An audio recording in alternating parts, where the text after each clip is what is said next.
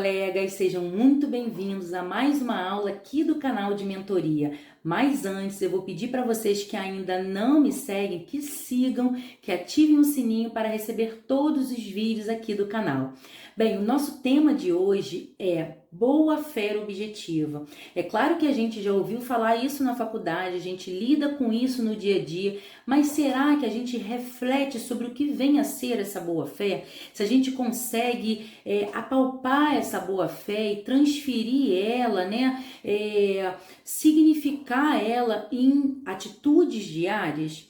Bem, nessa aula de hoje eu escolhi nada mais nada menos do que Cássio Scarpanella Bueno para nos auxiliar. Então estou usando aqui como base, como referência, o manual de Código de Processo Civil dele, né? Então vamos ao tema. Gente, o nosso Código de Processo Civil, lá no artigo 5º, fala muito bem sobre boa-fé objetiva.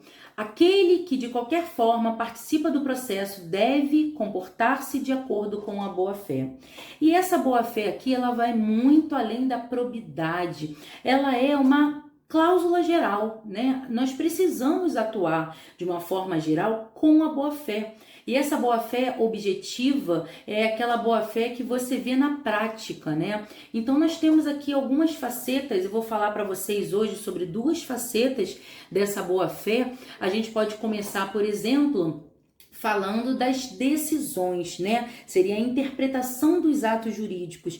E aí eu quero falar com vocês aqui sobre o artigo 322, parágrafo 2º. O que ele fala pra gente? Ele fala o seguinte: o pedido deve ser certo. Parágrafo 2º. A interpretação do pedido considerará o conjunto da postulação e observará o princípio da boa-fé.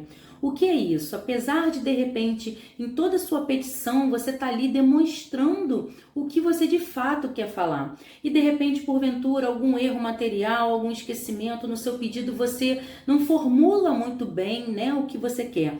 Mas por a gente ser obrigado a agir com a boa-fé, inclusive os magistrados, porque também é um que participa do processo, está previsto inclusive no nosso código essa boa-fé.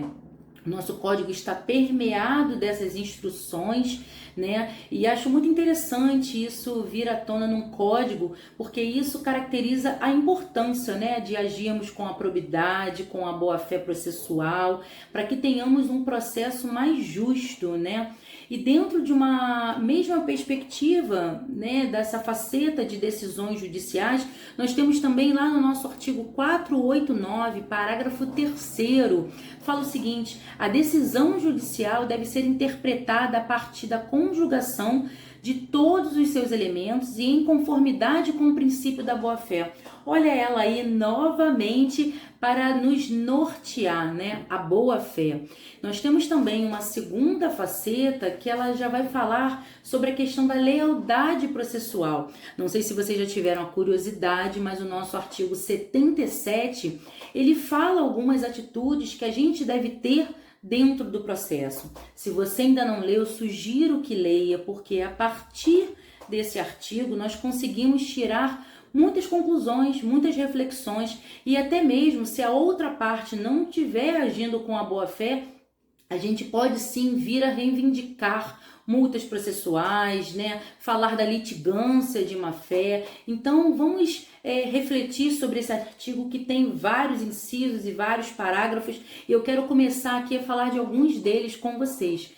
O que fala o nosso artigo 77? Além de outros previstos nesse código, ou seja, ele já começa dizendo que além de outros previstos no código, como mencionamos o artigo 322, o 489, até mesmo o artigo 5º, né, que já inicia o nosso código falando dele, nós temos aqui alguns deveres da parte. Então ele fala, são deveres das partes, dos seus procuradores e de todos aqueles que de qualquer forma participem no processo. Então, gente, aqui está o terceiro, está o amicus curiae, está qualquer pessoa que de alguma forma participa no processo, o perito judicial, tá? Isso daqui serve para todos, não é apenas autor e réu. Então isso é importante, porque às vezes na prática surge essa dúvida, né? E o nosso código, mais uma vez, vem nos dizer que é para todos. Então vamos lá. Inciso 1º, expor os fatos em juízo conforme a verdade.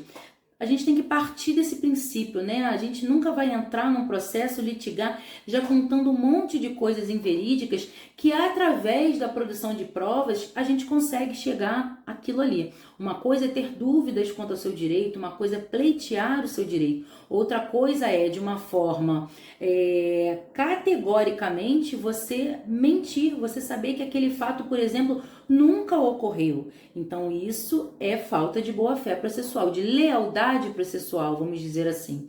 Não produzir provas e não praticar atos inúteis ou desnecessários à declaração ou à defesa. É aquele famoso ato protelatório, né? Você sabe que aquilo não vai dar em nada, que aquilo é inútil, mesmo assim você faz.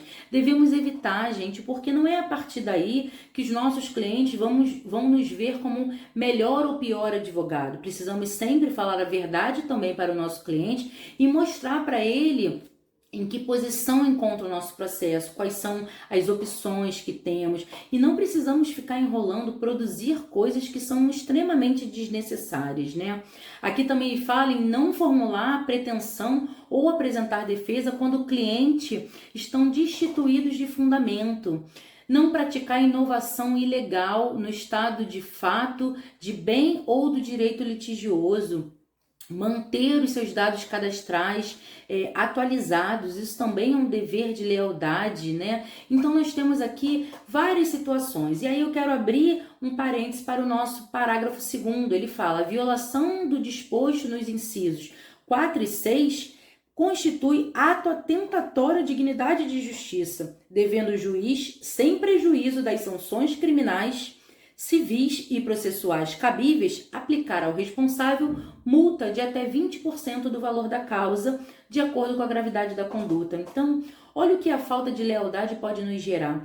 E aí você vai me perguntar: doutora, mas isso na prática acontece? Acontece. Eu mesma já requeri isso aqui em alguns processos meus e consegui, tive o deferimento, porque de fato alguns colegas às vezes não agem, né, com essa probidade que se é esperada e acaba sim prejudicando toda uma cadeia do processo, né? Prejudica aquele direito que é do jurisdicionado de ter o seu julgamento num prazo razoável, né? Então, a gente já sabe de todos os problemas que temos aí com o nosso judiciário, falta de pessoal, mas a gente deve cooperar. Então, fica aqui hoje essa aula sobre boa-fé objetiva. Espero que vocês deem uma lida no nosso código, que reflitam sobre isso para que tenhamos um processo melhor. E se hoje você está numa parte um pouco mais desconfortável, né, num polo mais desconfortável, pense que você numa outra ação vai estar no outro polo e gostaria que, da mesma forma, agissem com probidade, com lealdade processual com você. E que possamos refletir sobre isso e que o processo seja um instrumento de renovação judicial, né? Da gente de fato conseguir os nossos direitos. Até a próxima aula e não deixem de seguir e apertar o sininho.